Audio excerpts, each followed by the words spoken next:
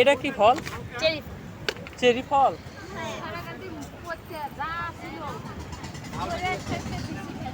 বাদাম।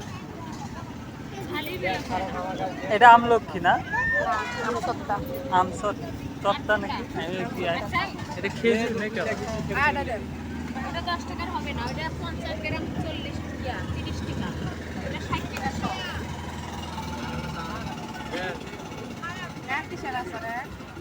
এটা তেঁতুল টক ঝাল হবে, এটা টক মিষ্টি হবে, এটা খেজুরের আচার, এটা মিক্স বড়ির আচার।